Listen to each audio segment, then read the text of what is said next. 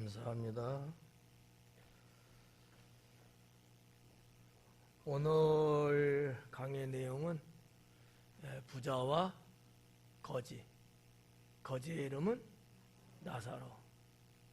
이름은 뺐어요. 부자 이름이 없잖아. 웃지도 않아. 웃으라고 한 얘기야, 웃으라고. 벙 쪄갖고 있는 모습이 보기 흉해서 웃지 못하는 것도 병이야. 웃을 수 있다는 것은 행복한 거예요.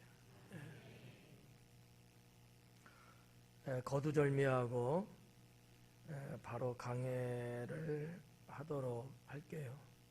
오전에 해보니까 시간이 많이 걸려서 저녁에 하면 아무래도 많이 걸리겠죠.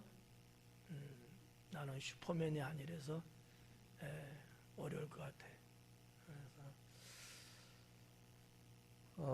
19절부터 31절까지 있는 오늘 읽은 본문의 말씀도 지난 시간과 다르지 않은 재물에 대한 말씀이에요. 16장까지가 계속 이렇게 재물을 어떻게 써야 되는가, 우리가 물질을 어떻게 대해야 되는가, 하나님이 나를 청지기 삼아 물질을 주셨는데 그거 갖고 나는 무엇을 해야 될 것인가, 이런 메시지가 담겨져 있는 내용이고요. 이것을 주님은 비유라는 여기 성경에 글은 없지만 내용상으로는 제가 볼 때 비유의 말씀이에요. 가상의 어떠한 이야기를 예수님이 하고 있는 내용인데, 당시 바리새인들, 일명 바리새인들의 잘못된 신앙의 삶, 이것을 주님은 아주 신랄하게 지적을 하시면서 어디까지 예수님은 말씀을 끌고 가냐 하면 지옥에 간다, 여기까지 지금 말씀하고 있어요. 우리들이 그냥 보통적으로 알고 있는 천국과 지옥은 무엇으로 결정이 나요? 믿음이잖아요. 하나님 믿는 자는 천국 가고 안 믿는 자는 지옥 가고. 잘 봐요. 나를 봐. 나를. 여러분, 아까운 시간에 나오신 거 아니에요? 쓸데없는 시간에 나온 건 아니잖아. 아주 소중한 시간을 내서 나오신 예배잖아요. 예배에 나오셨는데 말씀을 듣지 못하면 예배는 꽝이에요. 예배 1시간 20분 정도 하는데, 15분 정도 하는데 강해가 거의 1시간이거든. 비중이 높죠. 말씀을 잘 들어야 돼요. 하나님 말씀 진리를 모르고 몰라서 진리대로 안 살고 해서 지옥 가는 거예요. 안 믿어서 지옥 가는 게 아니거든. 이따가도 말씀드리지만 부자는 유대인이에요. 하나님 믿는 사람입니다. 그럼에도 불구하고 예수님은 콕 찍어서 음부에 갔다 그랬거든요. 무서운 거예요. 우리가 겉모양으로 하나님 믿으면 안 된다 라는 말씀 새겨 들으시고요. 목숨을 걸고 여러분 목사를 주목하셔야 돼요.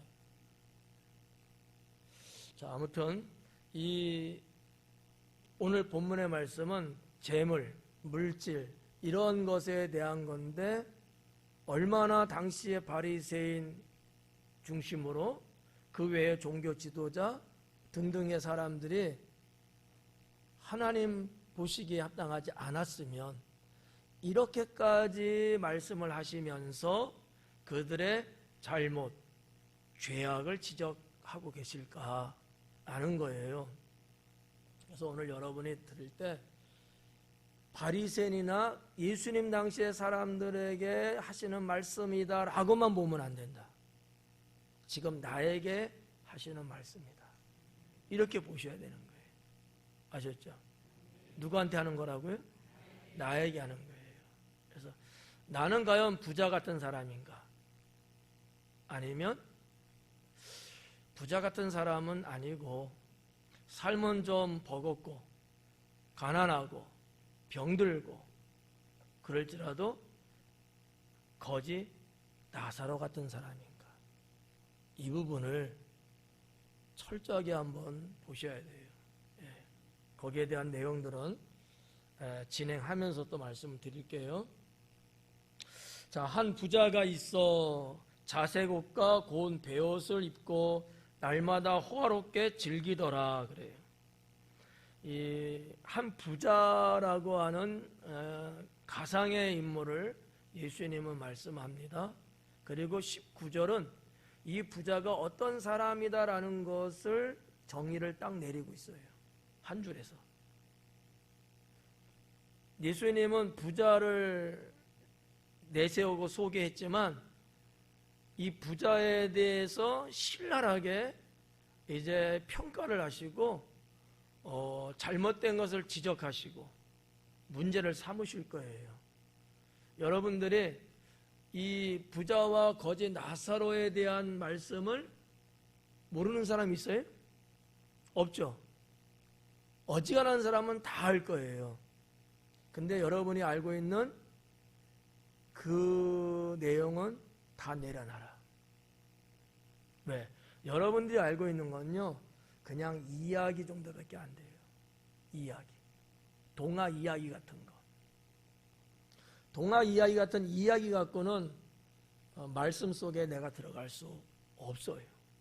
그러니까 여러분이 가지고 있는 선지식, 누가복음 16장 19절부터 시작되는 부자와 거지 나사로에 대한 내가 알고 있는 이 말씀은 잊으시라는 거예요. 오늘 강해를 들으면서 새로운 것으로 바꿔 놓으셔야 돼요. 그래야지만이 말씀 속에서 내게 주시는 음성을 들을 수 있고요. 그렇지 않으면 그냥 이야기로 끝나버려요. 이야기로 끝나면 안 돼요. 그 이야기에 생명이 있기 때문에 그 생명의 나를 때로는 후려쳐야 되고 깊은 수렁에 빠져있는 나를 건져낼 수 있는 것이 되어야 합니다. 아셨죠? 정신 바짝 차리셔야 돼요. 오늘 마지막 부분이에요. 졸 때마다 지적할 테니까 정신 바짝 차리시고 다음 주부터는 17장 하거든요. 다시는 이 말씀을 강의하지는 않을 거예요. 이 강의하려면 제가 여기서 20년은 더 목회를 해야 돼요. 그래야지만이 한번 돌아올 수 있을 거예요. 그러니까 그거는 불가능해. 그러니까 잘 들으시면 좋겠다라는 말씀 드립니다. 자, 19절 다시 이어서 말합니다. 이 부자에 대한 말씀을 아주 간결하고 명료하게 예수님은 말씀하고 있는 거예요. 아무것도 여기서 찾아볼 수 없을 것 같지만 그렇지 않아요. 이 한 줄 속에서도 부자는 어떤 사람이구나라는 것을 어느 정도는 파악할 수 있다라는 거죠. 그거를 제가 여러분에게 도와드리려고 합니다. 자, 한 부자가 있어요. 근데 그가 자색옷과 고운 베옷을 입었다라고 말합니다. 자색옷과 고운 베옷이에요. 이 뭐를 입었냐에 따라서 그 사람의 부의 능력, 이게 판가름 나요. 자, 그러면 자색옷과 고운 베옷인데 먼저 말씀을 드리면 이것은 겉옷과 속옷을 말하는 거예요. 자색옷은 겉옷 쪽에 해당되는 거고요. 고운 베옷은 속옷 쪽에 해당돼요. 이렇게 입는 것 자체가 부유한 거예요. 일반 평민들은 그렇게까지 입지 않고 더군다나 자색옷과 고운 베옷이라는 이 사실이에요. 이 자색은 색감이 있는 거잖아요. 이거는 싸구려 옷이 아니에요. 어떤 사람들이 대체적으로 이런 스타일로 입었냐 하면 그 당시에 정말 돈 많은 부자. 뭐 요즘으로 말하면 자기 수중에 적어도 한 10억 이상은 갖고 있는 사람. 여러분들 중에 몇 명 해당돼요? 없어요? 미안합니다. 네. 또 혹시 있을 수도 있잖아. 달라고 하지 않을 테니까. 없어요? 아니면 그 시대에 그 지위, 사회적 지위가 높은 사람. 그리고 제사장들. 이런 사람들이 자색 옷과 고운 베옷을 입었습니다. 그러니까 여러분이 돈이 없다고 하니까 여러분은 이런 옷을 입을 수가 없는 거예요. 입으려면 대출 받으셔야 돼요. 그러니까 하여튼 이런 옷의 문화를 갖고 있다면은 부유층, 고위층 아니면 제사장들. 그래서 출애굽기의 제사장의 의복에 대해서 성경은 기록하고 있잖아요. 거기에도 이렇게 쭉 보면 이런 옷이 소개되고 있어요. 제사장들이 입는 옷이에요. 그렇다고 해서 이 부자가 제사장이냐? 제사장은 아니에요. 그러니까 그런 유형의 사람들이 그 당시에 입었던 옷들이다라고 보는 거죠. 예수님은 이걸 알기 때문에 이렇게 지금 소개하고 있는 거예요. 그냥 부자가 하고 넘어가도 되는데 이 부자가 어떤 사람이냐, 그 시대에 그 유대 사회에 있어서 어느 정도의 사람이냐라는 것을 좀 더 명료하게 밝히려고 이런 것도 주님은 말씀한 게 아닐까라고 저는 생각합니다. 하여튼 뭐 깊은 내용은 조금 생략을 합니다. 자, 아무튼 이런 그 자색 옷이든 고운 베옷이든 이것이 뭐 그 에스더서 같은 데도 보면 모르드게나 또 에스더 왕에게 나갈 때 그냥 아무 옷이나 그냥 입고 덜레덜레 나가지는 않았죠. 정말 사람이 볼 때에 색감이 있는 옷, 그리고 아름다운 옷. 아유, 목사님 마음이 아름다웠던 거 아니에요? 당연히 마음 아름다웠겠지만 아하수로 왕은 마음만 볼 줄 아는 정도는 못 돼요. 눈으로 봐서 아름답다, 예쁘다라는 것도 직감할 수 있을 정도의 이런 게 필요한 거예요. 여러분, 모르드게는 자색옷과 고운 베옷을 그 당시 입었다 그랬거든요. 근데 왕후가 되기 위해서 왕후가 된 에스더는 당연히 입었죠. 뭐 이런 거며, 잠언서 31장에 나오는 현숙한 여인에 대한 말씀이 있는데 그 현숙한 여인도 자색옷과 고운 베옷을 입었다라고 말하고 있어요. 그 현숙한 여인, 잠언에서 말하는 현숙한 여인은 보편적인 여인은 아니에요. 뭔가 고품스러운 여인이거든요. 하여튼 뭐 이런 등등이 성경에서 여기저기서 이제 나오고 있는 내용들인데 예수님은 이것을 여기 소개하고 있다고 하는 것이죠. 자, 그것을 잊고 이 부자는 어떻게 살았냐? 호화롭게 살았다는 거죠. 호화롭게. 뭐 호화롭게라고 번역할 수도 있고요. 다르게 번역하면 사치스럽게라고 번역을 보편적으로 합니다. 사치스럽게. 근데 사치스럽게라는 것보다 제가 이 번역을 한 학자들의 생각을 좀 더듬어 보면 사치스럽다는 것보다 오히려 호화롭게라고 번역한 것이 훨씬 더 파급이 있을 거라고 생각해서 아마 이렇게 한 것 같아요. 그 한 사람의 어떠한 그 죄악상을 그냥 말하려면 사치스럽다라고 몰아가는 게 훨씬 더 나을 수 있어요. 이거는 탕자와 같은 개념이거든요. 근데 그게 아니고 호화롭게라는 얘기는 상당히 엄청나게 이렇게 연애를 즐긴 거예요. 그거 사치스럽게 이렇게 보지 않은 거예요. 호화스럽게라는 거죠. 그러면 그냥 떡 하나 놓고 그냥 국 하나 떠놓고 이게 아니잖아요. 그것도 날마다. 여러분들은 이렇게 어떻게 1년에 몇 번 정도 해요? 아예 없어요? 어떡하나. 어마어마하게 한가. 왜? 돈이 많으니까. 돈이 많으니까. 예수님은 여기서부터 지적하고 있는 거예요. 그 돈이 네 것이냐라는 거거든요. 내가 너에게 줬을 때, 내가 너희들에게 줬을 때 그 돈을 그렇게 쓰라고 줬겠느냐라고 하는 그런 어떤 메시지가 실려 있다라고 하는 거거든요. 지금 예수님은 졸지 마요. 부자라는 가공의 인물을 내세웠지만 이 부자가 과연 누구냐라는 거예요. 바리새인들입니다. 지난 시간에도 말씀드렸지만 모든 바리새인들이 다 부자는 아니에요. 하지만 대체적으로 부유했어요. 바리새인이 지배하는 시대였고요. 그들이 그 나라 사회의 웬만한 자리, 위치는 다 차지하고 있었던 시대였기 때문에 계속해서 예수님은 바리새인에 대해서 공격을 해왔던 것이죠. 자, 그래서 날마다 호화롭게 즐겼다라고 하는 거, 이게 부자에 대한 예수님의 평가예요. 이렇게 봐갖고는 그냥 별 문제 없는 것 같잖아요.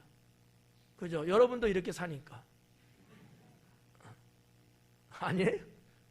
네. 근데 그거 보면 20절에 그런데 그러잖아요. 그런데 문제가 있다는 얘기야. 그런데 나사로라 이름하는 한 거지가 헌데투성이로 그의 대문 앞에 버려진 채 있었다라고 하는 거거든요. 요거를 좀 정리해서 이제 소개해 드릴게요. 나사로라 이름하는 거지입니다. 거지예요. 근데 이름이 나사로래요. 부자는 이름이 소개되지 않았어요. 물론 이제 성경에는 없고, 고문서에 또 다른 어떠한 옛 서적에 의하면 한 3사람 정도의 이름이 거명은 돼요. 근데 굳이 알 필요는 없고, 근데 여기 나사로, 거지는 나사로라고 해요.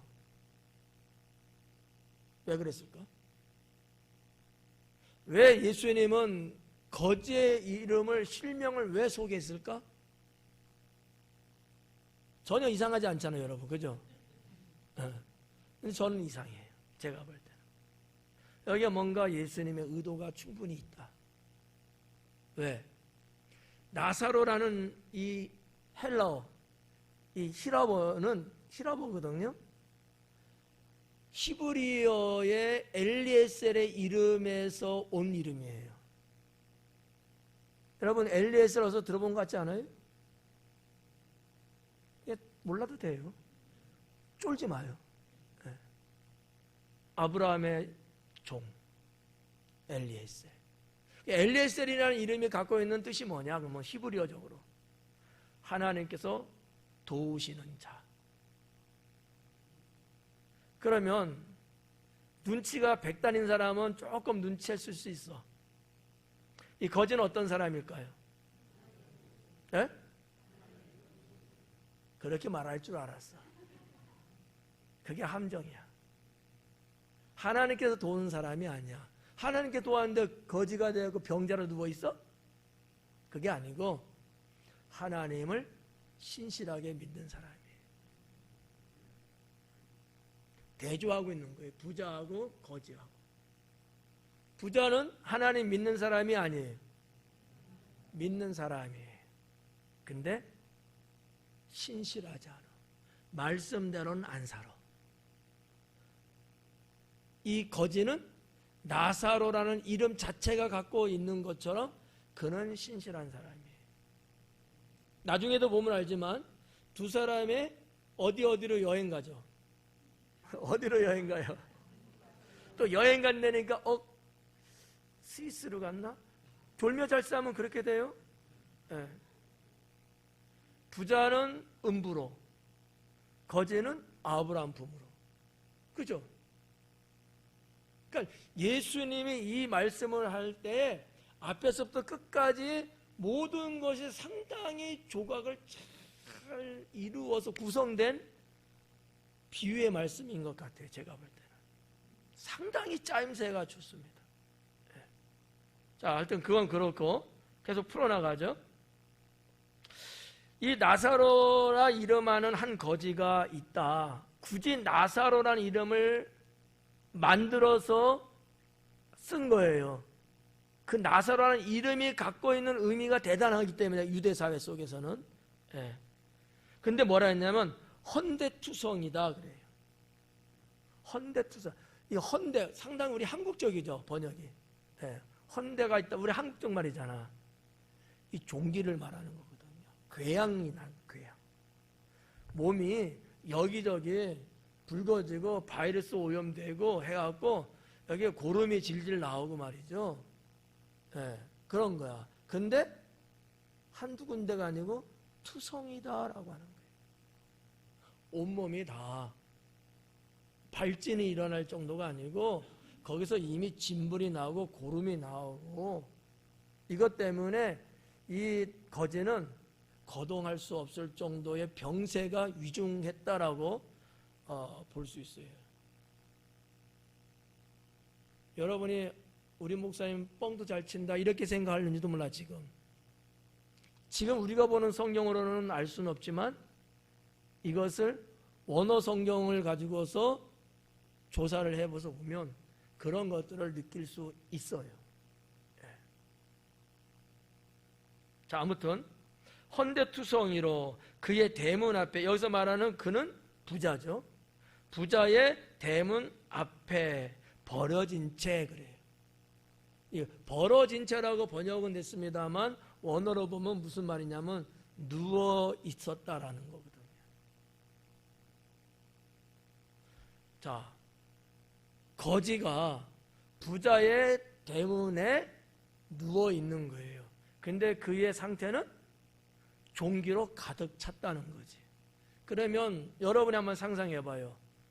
자, 대문 앞에 누워 있어요. 그 왜 누워 있죠? 거동이 안 돼. 거동이 안 돼. 사람이 능력이 없어서 거지가 아니라 병세가 위중하고 거동이 안 되고 어떻게 할 수 없는 상황까지 왔기 때문에 아마 거지였을 거예요. 우리 한국식으로 보면 가마떼기 위에만 누웠을 거예요. 그렇죠. 그런데 누웠다는 단어인데 이 단어 속에 들어가 있는 시제, 시간적인 의미가 담겨져 있는 단어인데 뭐라고 되어 있냐면 오래되었다는 거예요.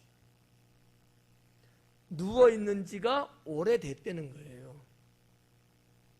정리가 좀 될까요? 자, 19절은 부자에 대한 내용을, 20절은 거지 나사로에 대한 내용을 소개하고 있어요. 이렇게 한 절씩 각각.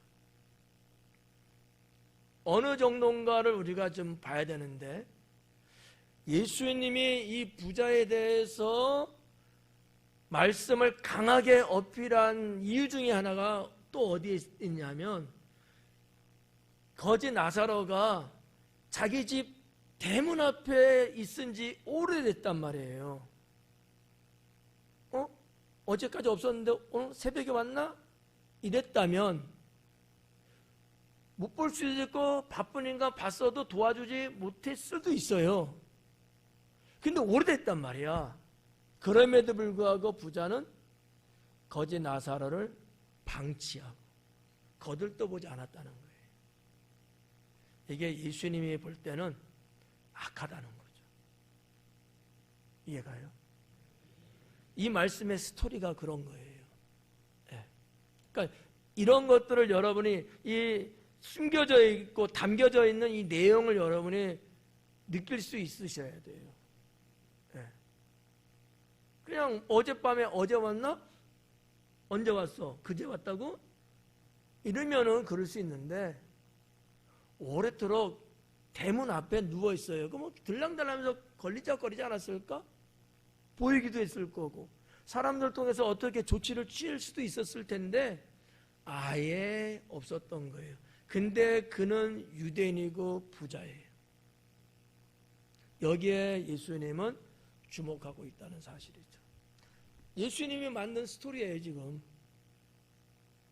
너희들이 바리새인 서기관을 중심으로 너희들이 이 부자와 같은 삶을 짓거리를 하고 있다라는 얘기거든요.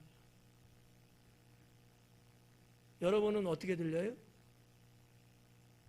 내가 그렇게 지금 살고 있는 것은 아닌가? 내 눈앞에, 내 근처에 이 어렵고 가난하고 힘없고 불쌍한 사람이 있는데 나는 본체 만체 하지 않았냐는 거지. 어떻게 생각하세요? 너무 이러한 사람들의 이야기가 홍수처럼 많아서 식상됐을까요? 너무 여러분, 우리가 너무 모른 척하고 그 뭐 내일이야? 그거 내가 해야 돼? 이러면서 우리가 지금 살고 있는 것은 혹시 아니겠느냐라는 거예요. 여러분 하나님 믿으시잖아요. 여러분이 가지고 있는 물질 없을까요? 있어요, 없어요? 어떻게 살고 계세요? 잘해야 돼요. 이 부자는 지옥 갔어요. 예수님이 지옥 갔대요. 나중에도 나오지만 이 부자가 아브라함한테 아버지 아브라함이요 이래요. 전혀 딴 세계에 있는 그런 사람은 아니야. 유대인이야. 하나님 안 믿는 건 아닌데도 불구하고 예수님은 단호하게 음부에 갔대요. 너무나 아이러니하지 않아요? 예수님은 언제나 복음 속에서 행함을 많이 강조했습니다. 네. 하나님 믿는 사람, 구원받았다는 그의 자녀들이 자기만 위해서 사는 거, 돈이 생기고 물질이 생기고 나름대로 등등의 그랬을 때에 자기만을 위해서 사는 거잖아요. 부자가 호화롭게 잔치를 벌렸는데 누구를 위해서 벌렸겠어요? 자기를 위해서 벌렸단 말이에요. 자기를 위해서. 우리가 가지고 있는 것이 많든 적든 간에 나를 위해서만 산다면은 부자와 다를 게 뭐가 있을까? 라는 거죠. 내가 할 수 있는 한도 내에서 내 이웃의 가난과 불쌍함을 내가 돌아보고 내가 관심 갖고 손길을 줘야 되지 않겠느냐라는 거죠. 이게 없이는 주의 얼굴을 볼 생각하지 말라는 겁니다.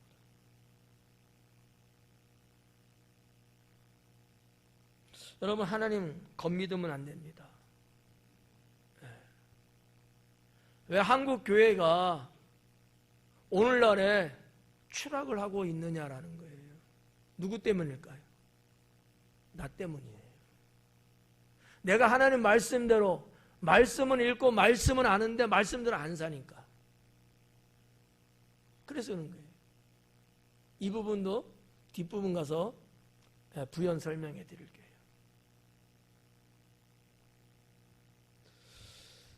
자,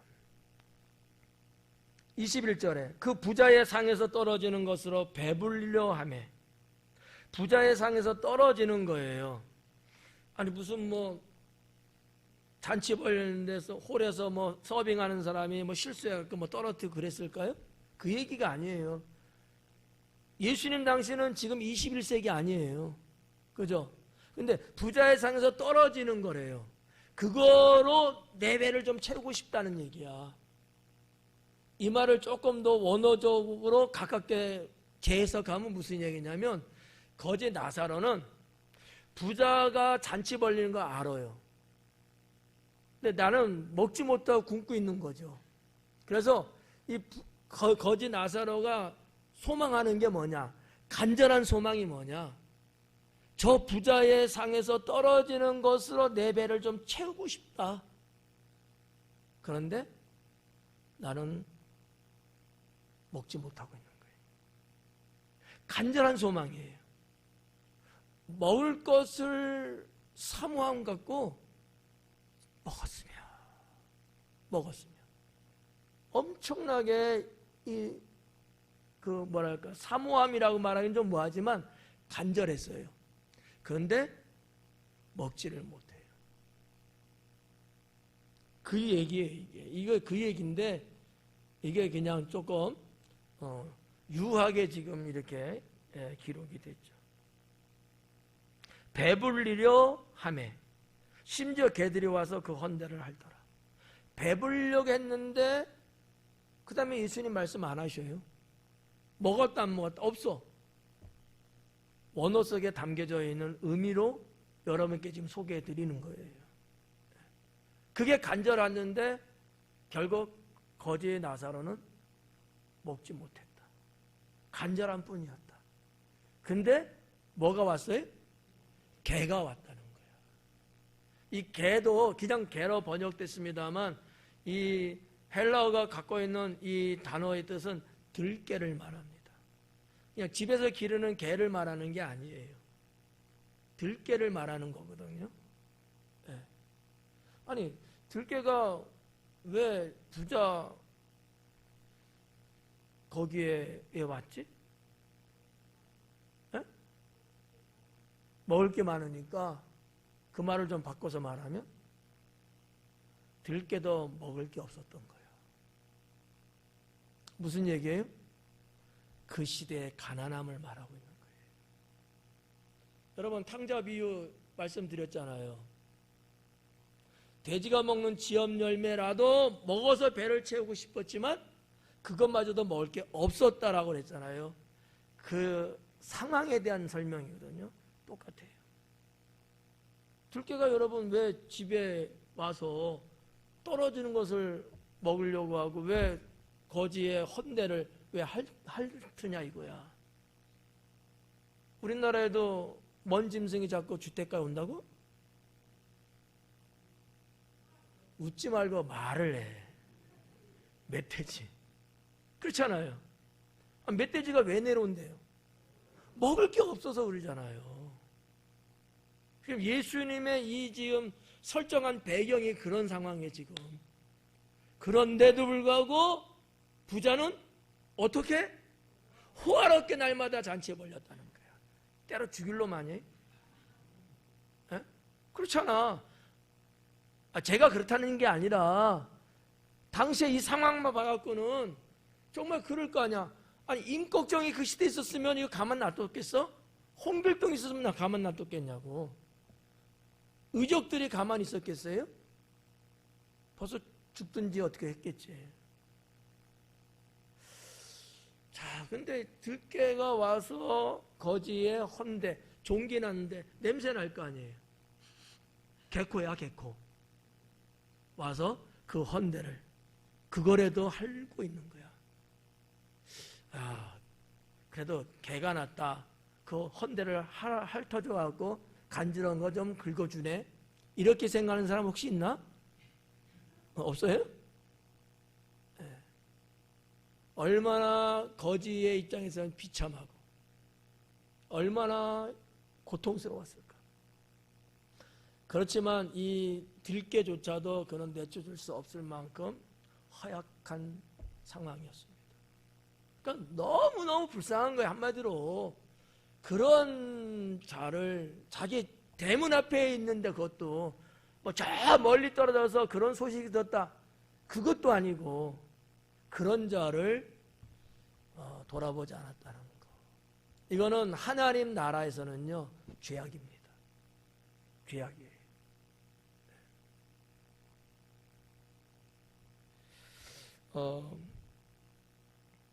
한번 또 볼게요. 부자 21절에 그 부자의 상에서 떨어지는 것으로, 이 부자의 상에서 떨어지는 것이라는데 이게 유대 사회에 있어서는 자 상에서 떨어진 음식이에요. 바닥에 떨어졌겠죠. 그죠? 그 음식은 유대인들이 볼 때는 부정한 거예요. 거지 나사로는 이방인이에요, 유대인이에요? 유대인. 비록 내가 거지고 병들었지만 그건 먹을 수 있겠어요? 제일 중요 여기는 게 신앙적인 부분일 텐데, 그런데도 불구하고 먹어야만이 살 수밖에 없는 상태. 정도를 여러분이 좀 이해하라고 지금 말씀드리는 거예요. 어느 정도인가 이 상황이 지금 이게 처절하게 여러분 마음에 와 닿아야 돼요. 근데 보니까 와닿는 사람은 아무도 없는 것 같아. 왜? 우는 사람이 없어. 이 정도가 여러분 영혼에 들어갔으면 말씀이 울먹거려야 돼. 눈물이 나야 된다. 그렇잖아요. 영혼이 메마른 거야. 영혼이. 드라마 보고 영화 보면서 때로는 슬픈 장면 나오고 대사 나오면 어때요? 울잖아. 여러분, 강사 김창욱이 그 강연하는 거 보면 거기 모여있는 그 방청객들 그냥 스토리인데 우는 사람 있어요, 없어요? 영혼에 들어간 거야. 근데 하나님 말씀인데도 여러분에게는 영혼이 안 들어간 것 같아. 아니면 좀 이렇게 좀 발라봐.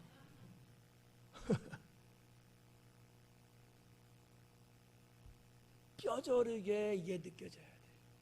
그래야 이와 같은 상황을 내가 만났을 때 내가 부자같이 안 살고 예수님 말씀하심처럼 내가 행동을 취할 수 있게 된다는 거죠.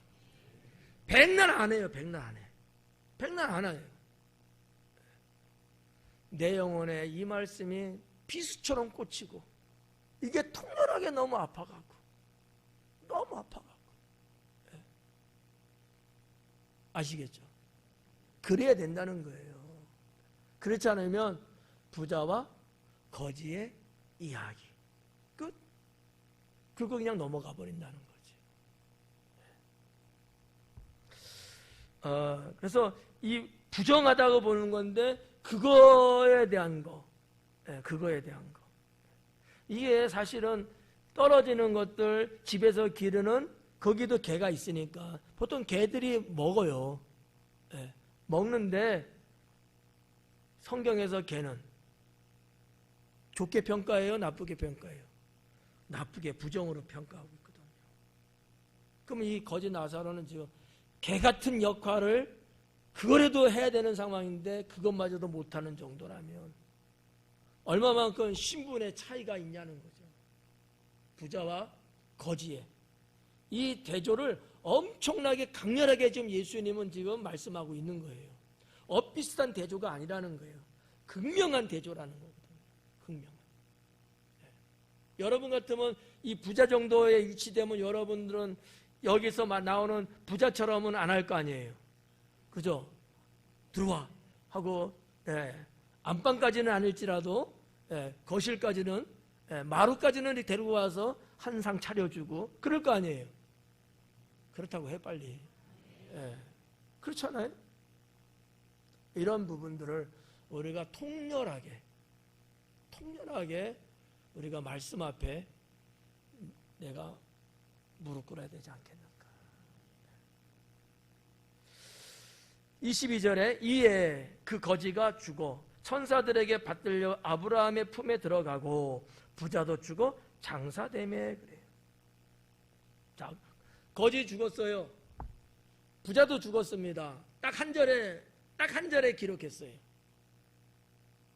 이 말씀을 여러분 보면서 느끼는 바가 혹시 있을까요? 그러면 저하고 영감이 같을 것 같은데.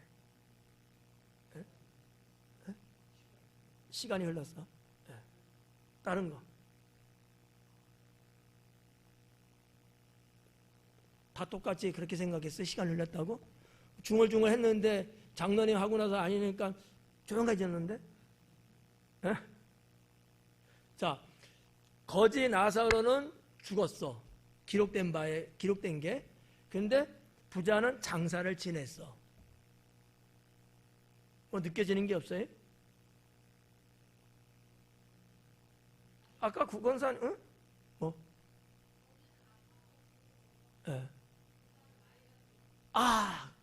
아닌데. 기도할 때는 뭐 목사님의 뭐 영감과 뭐 어쩌고 뭐 사람들이 너 여러분 다 그렇게 하잖아. 전혀 아닌 것 같아. 응?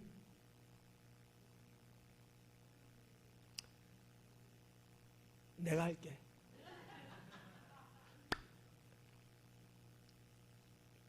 마지막 뭐라고요?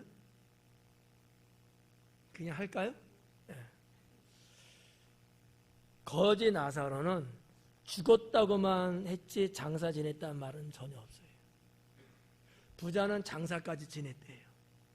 그러니까 거지는 죽었어. 시체를 밖에 버려온 거야. 이해가요? 장사 치러질 존재도 안 돼. 누가 치러줘? 안 해. 이토록 이 거지는 완전히 그 사회에서 버림받고 멸시당한 그 정도. 동네에서 여러분 상 지내지 않아요.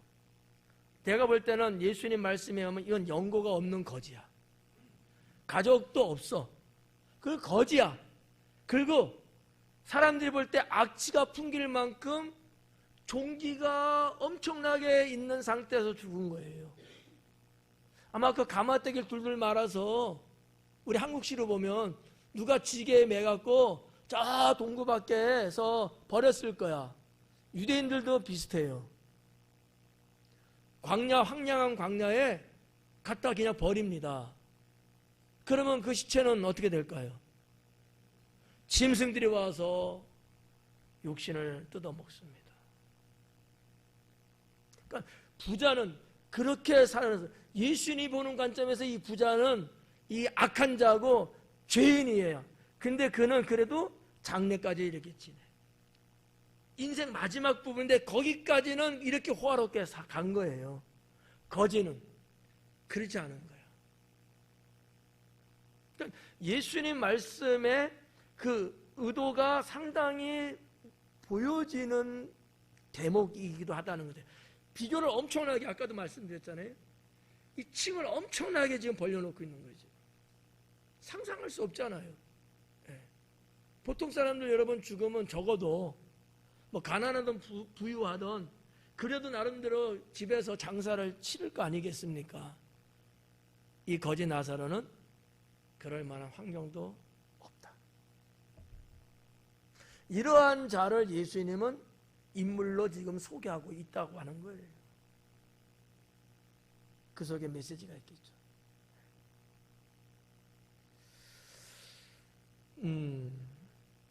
23절에 그는 부자입니다. 뭐라 했냐면 부자도 주고 장사됨에 그가 음부에서 부자는 음부에서 고통 중에 눈을 들어 멀리 아브라함과 그의 품에 있는 나사로를 봤다. 둘 다 죽었으니까. 네. 근데 부자는 죽었는데 음부로 갔대요. 음부. 이 하데스라고 기록되어 있는 이 음부야. 넓은 의미로는 죽음이나 무덤 아니면 지하세계. 헬라 세계에서는 뭐 유대인들에서도 이 하데스라는 단어를 쓸 때는 이 지하세계. 유대인들의 그 사후세계가 한 3단계 정도 돼요. 3단계. 하나는 하늘, 하나는 땅, 하나는 지하세계가 있다고 믿었거든요. 그래서 이 하데스를 저 지하세계를 말하는 거다 이렇게 보기도 해요. 하기는. 그런데 예수님은 그런 개념에서 말씀한 하데스가 아니고 지옥, 음부를 말씀하고 있거든요. 음부.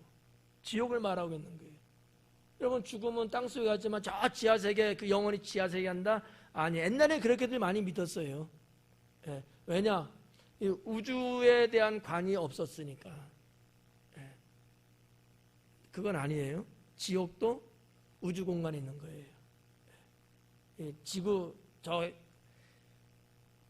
핵심 뚫고 들어가면 거기에 지옥이 있다 이렇게 믿는 사람이 지금도 있나요?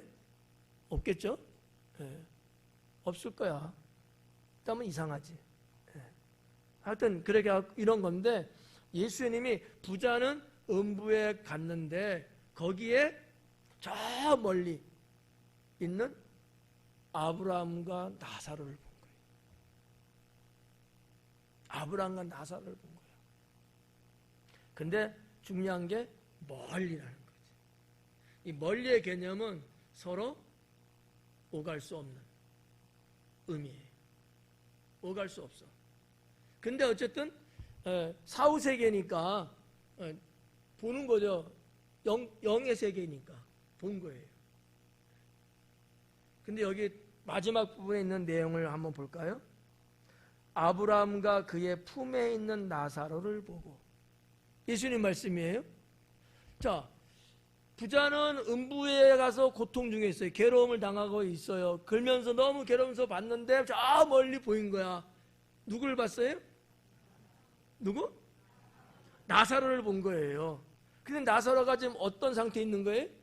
아브라함 품에 있는 거예요. 아니, 거지 나사로가 살아생전에는 어디 있었어요? 대문 앞에 땅바닥에 누워 있었어. 누구로부터 위로받지도 못하고 보호받지도 못했어요. 부자는요, 많은 사람들로부터 뭐 칭찬도 받고 대우도 받고 엄청났을 거 아닙니까? 근데 이 세계가 바뀌는 거예요. 근데 저는 이 대목에서 좀 재미있는 거, 이 재밌다는 표현이 조금 송구스럽지만 예수님의 의도를 한번 봐봐요. 그냥 아브라함이 있는 곳에 있다, 낙원에 이렇게 말해도 되잖아요. 예수님 우편강도는 그렇게 예수님 말했잖아요. 근데 아브라함 품에 있다고 기록을 한 거예요. 이게 달라요.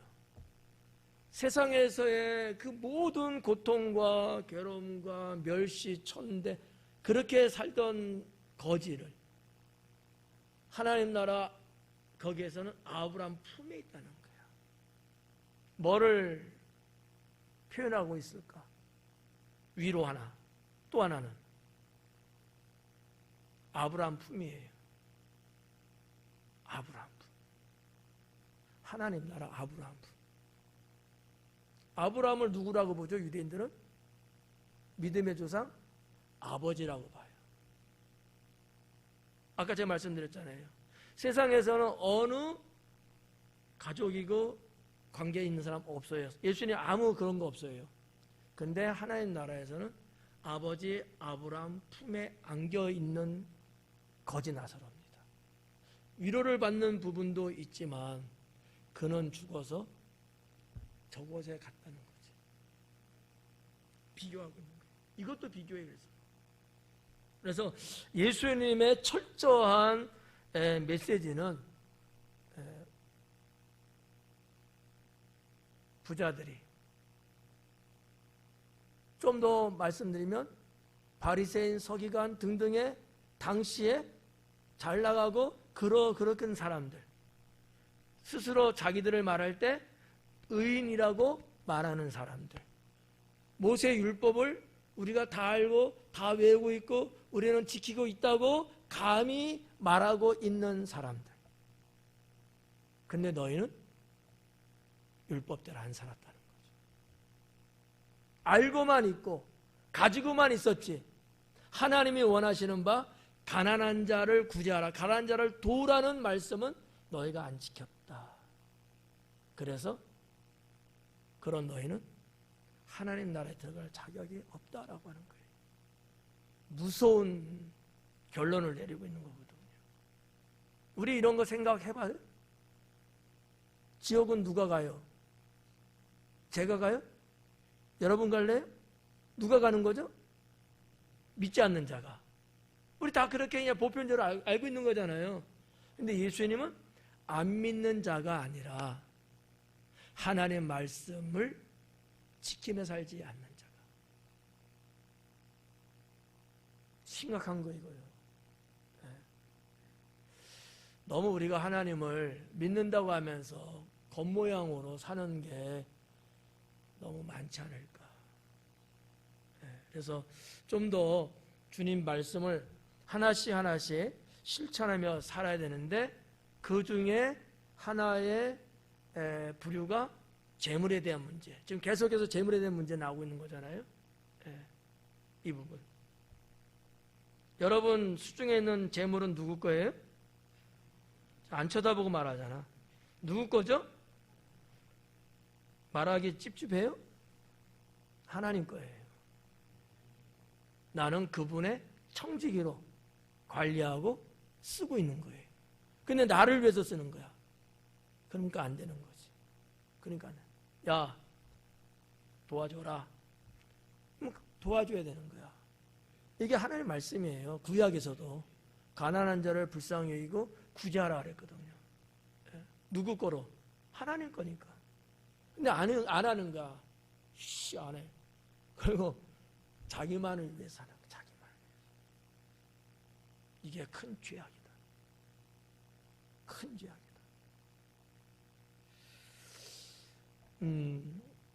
24절에 보니까 불러 이르되, 부자가 하는 얘기입니다. 아버지 아브라함이요. 네. 부자가 아브라함 보고 아버지래요. 아버지.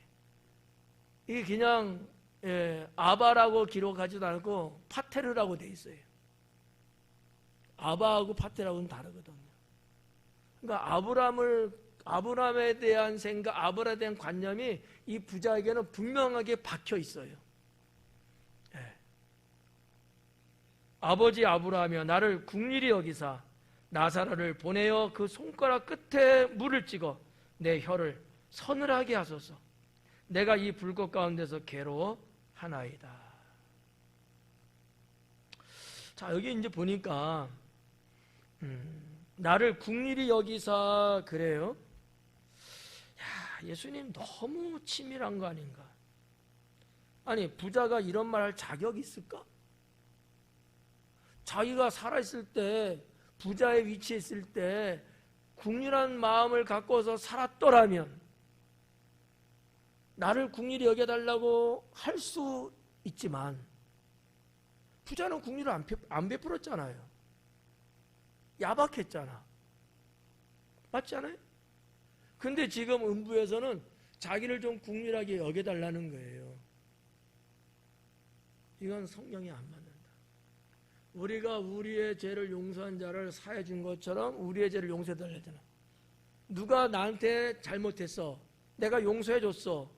그래야지만 내가 주님께 용서 받을 수 있는 자격이 있다는 거지. 그게 주기도문이에요. 아니?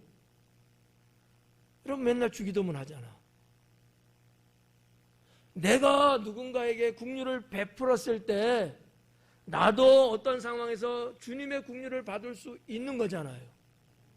이 말씀을 예수님은 예로 비유로 1만 달란트 100데나리온 빚진 자를 예를 들었던 거예요. 그렇잖아요. 내가 탕감 받고 나왔어. 나한테 빌려간 사람 있어. 만났어. 그럼 나는 어떻게 해줘야 돼요? 나도 탕감해 줬어야지. 탕감은 받아놓고 남은 탕감 안 해주니까 뭐라고 그래 예수님이? 그 자를 다시 불러들여서 다 갚아라 이랬대잖아요. 똑같은 거예요. 심은 대로 거두는 거죠. 이 하나님 나라는 그렇거든요. 심은 대로 거둬요. 뭐 여러분 오해 없이 들어요. 이 땅을 사는 동안 내가 괜찮을 때, 젊었을 때, 할 수 있을 때, 어쩔 때 내가 제대로 바르게 살아야 돼요. 그러지 못한 뒤집을 날이 오거든요. 그때는 자비를 구할 수가 없어요.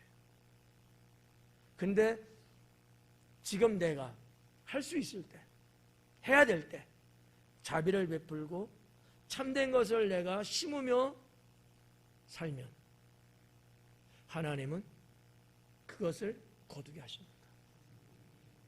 청년원신 예배 때 참된 것을 심으라고 설교했잖아요. 결혼하고 나이 먹가면 점점 어려워져요. 청년 때는 누구한테 신경 쓸 게 없잖아. 나 하나 잘 내가 살면 되잖아. 얼마든지 할 수 있는 때거든요. 그때 많이 심으라는 게 좋은 거예요. 많이 심어라.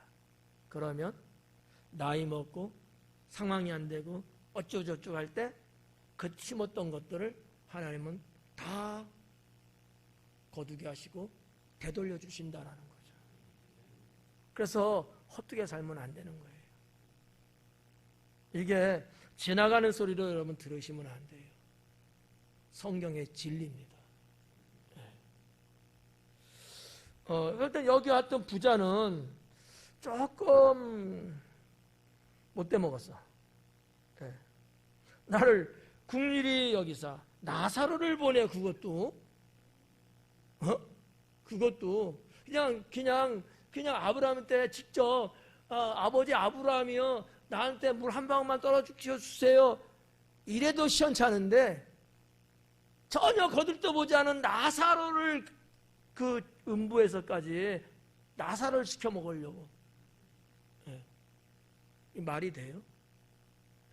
예수님이 이러한 부분을 아주 디테일하게 언급하신 것은 상당히 비교성을 갖고 뭐가 정말 잘못된 건가를 적나라하게 지금 파헤치시는 게 아닐까. 거듭 말하지만 바리새인과 서기관을 중심으로 당대의 그 시대 그런 사람들에게 아주 신랄하게 지금 맹공을 하고 있는 예수님의 비유의 말씀이 아닐까, 이렇게 생각할 수도 있지 않을까라고 저는 생각을 하는 거죠. 자, 손가락 끝에 물을 찍어 내 혀를 서늘하게 하소서. 손가락 끝에 한번 찍어볼까? 안 떨어져. 자, 요 손가락 끝에 물을 찍으래요. 나도 찍었잖아. 손가락 끝에 찍었어. 그래갖고 나사로 보고 그걸 해갖고 어떻게 하라는 거야? 머리에 떨어뜨려 달라는 거? 어디? 혀에다. 이거 뭐 감이나 오겠어요? 그만큼 음부의 고통이 크다는 건데. 근데 제가 경험한 바에는 조금 위로는 돼. 옛날에 제가 설악산 대청봉을 넘으면서 이런 일이 있었거든요. 밥도 못 먹었고 물도 없고 쉬지 못하고 그 설악산 대청봉을 넘어가는데 한 아침 10시쯤인가 설악동에서 출발해갖고 밤 8시, 9시면서 오색약수로 떨어졌거든요. 그 12시간. 올라가는데 너무너무 힘들고 목이 마른 거예요. 계절적으로.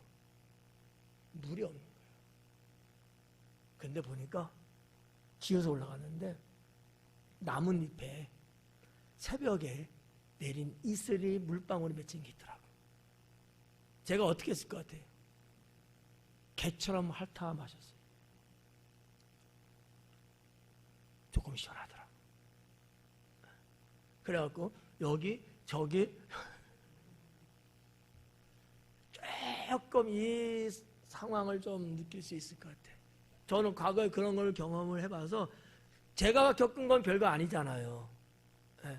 근데 이 음부, 유황불이 타오르는 그 음부에서의 이 목마름, 타들어감, 이게 여러분 보통이 아닐 거 아니야. 제가 7년, 6년 하여튼 그 어간에 간 건데 그 올라가니까 대청봉에 움막을 지은 매점이 있었어요. 그때 봉봉? 이런 거 있죠? 그거 2,000원 주고 먹었어요. 요만한 거. 부르는 게 값이지 뭐. 2,000원. 네. 그 당시에 그 짐꾼들이 짊어매고 올라가기 때문에 엄청 비싸요. 그거 먹으니까 차비가 없더라고. 그래도 먹어야 되는가? 먹어야 되는가? 네. 하여튼 뭐 그건 이제 지나간 얘기인데 그런 것을 겪어봤는데 뭐 여러분 중에서도 혹시나 그런 아주 극단적인 상황을 겪어봤으면 조금 이해할 수 있겠지만 이 지금 부자의 이 고통 얼마나 심했으면 나사로를 보내서 그 손가락에 물을 찍어갖고 내 혀를 서늘하게 해달라 하잖아요. 근데 들어줬어요? 안 들어줬어요. 들어줄 수가 없다는 거지. 이 부자의 이 손가락 끝에 물을 찍어서 떨어뜨리는 것과 거지 나사로가 부자의 상에서 떨어지는 부스러기도 먹고 싶은 거하고 대조를 이루는 거죠. 아까 제가 말씀드렸잖아요. 줄임배를 채우려고 내가 유대인이고 부자한 것은 근접하지도 않는 유대인인데 그 땅에 떨어지는 것이라도 내가 먹으려는 그 간절한 소망 갖고 했지만 먹었다 그랬어요? 못 먹었어요. 부자가 음부에서 손가락에서 떨어지는 물방울에도 내 혀에 찍기를 원했지만 얼마나 간절했겠어요? 못했어요. 똑같은 상황. 심은 대로 거두는 거예요. 이거를 예수님께서 이 말씀 속에서 하고 계신 게 아닐까. 25절에 보니까 아브라함이 이르되 예 너는 살았을 때에 좋은 것을 받았고, 그래서 이 말은 한국말로 이런 건데 원어적으로는 자녀, 어린 아이에 대한 단어예요. 그러니까 이제 이렇게 이제 번역했는데 너는 살았을 때 좋은 것을 받았고 나사로는 고난을 받았다. 그럼 우리가 나도 이 땅 살면서 고난 받아야지만 되나? 그건 아니죠. 예수님의 그 진의는 그게 아니에요. 너는 거기서 그렇게 됐고 나사로는 그랬는데 이것을 우리가 나도 이렇게 됐을 때 부자처럼 살면 안 된다는 거예요.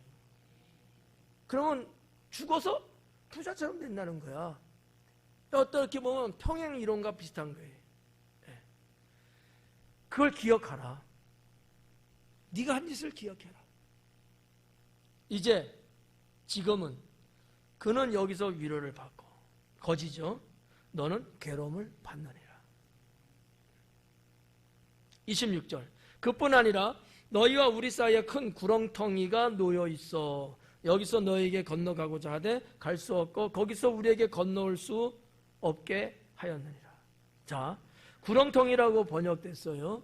이게 뭐냐 하면 틈이에요. 틈 사이. 틈새예요. 틈새가 있어서 오고 갈 수 없다.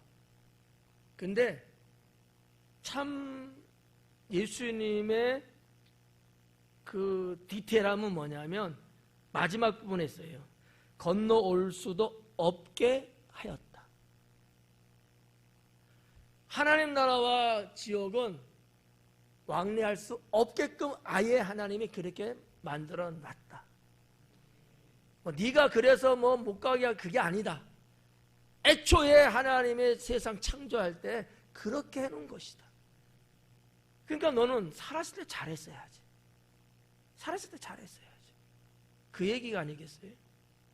네 한 짓을 네가 알렸다.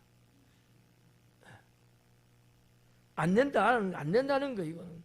27절에 이르되 그러면 아버지여 구하노니 나사로를 내 아버지의 집에 보내소서. 특단의 생각을 한 것 같아.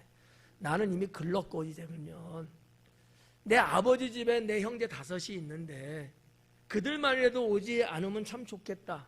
이런 생각을 한 것 같아요. 예수님이 각본을 썼어요. 그렇게. 근데 이 부자의 말로 보면 5 형제는 어떻게 살았다는 거 알 수 있어요? 똑같이 살았다는 거예요. 이 부자처럼 똑같이 부전자전. 그 아버지는 어떨지 모르지만 형제들도 그렇게 살고 있는 거예요. 아버지가 살아계시진 않지 않겠어요? 예, 부자가 죽었으니까. 근데 형제들은 살아있겠죠? 같은 시대니까 똑같이 산 거야. 저들도 나처럼 살고 있는데 내가 이렇게 살아서 내가 여기 음부 온 것처럼 저들도 음부에 오겠구나. 이게 확 떠오른 거지. 그러니까 형제들만큼은 오지 않게 해야 되지 않겠다. 이렇게 생각을 한 거죠, 이제. 예. 그래서 내 아버지 집에 보내달라는 거죠. 28절. 내 형제 5이 있으니 그들에게 증언하게 하여. 나사로가 다 봐서 아니까, 간증하라는 거야. 죽었다 살아난 거지, 나사로. 그죠? 내가 천국 갔는데 내가 지옥을 봤는데 너의 형제 부자 음부에 있어. 이 얘기를 고스란히 다 해달라는 얘기야. 예. 오지 않게 하소서. 29절에 아브라함이 이르되 그들에게 모세와 선지자들이 있으니 그들에게 들을지어다.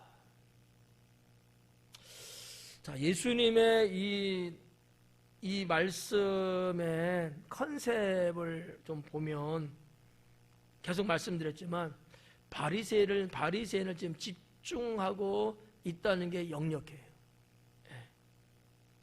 29절에 보니까 모세와 선지자들이 있으니 그래요. 자, 우리가 지난주에 모세와 선지자를 제가 설명해 드렸는데 모세와 선지자는 뭐라 그랬죠? 시간 간다. 구약. 모세, 오경, 모세. 나머지는 선지서예요. 구약의 성경 말씀이에요. 좀 잘 생각해 봐요. 자, 예수님 시대에 선지자 있어요, 없어요? 있어요, 없어요? 잘 찍어요? 있다. 없다.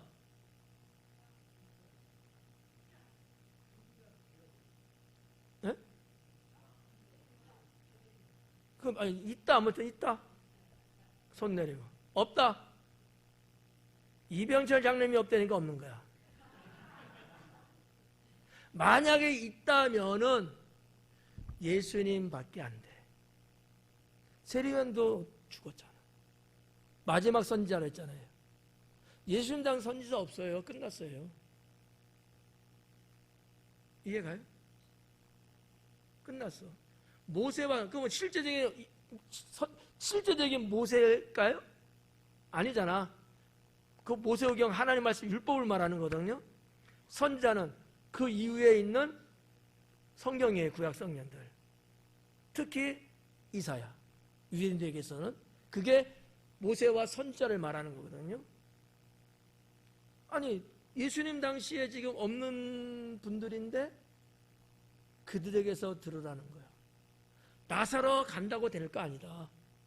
지금 그들이 너희들에게 있는데 그들에게 들어라 이 얘기예요. 지금 말이 돼 안 돼요?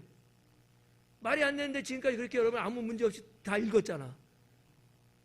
대단한 분들 여러분들은 잘 생각해봐요. 말이 안 되잖아요. 그 시대 사람이 없잖아. 근데 예수님은 그들에게 들으래. 지금 다섯 형제들 지금 살고 있잖아요. 말이 안 되지.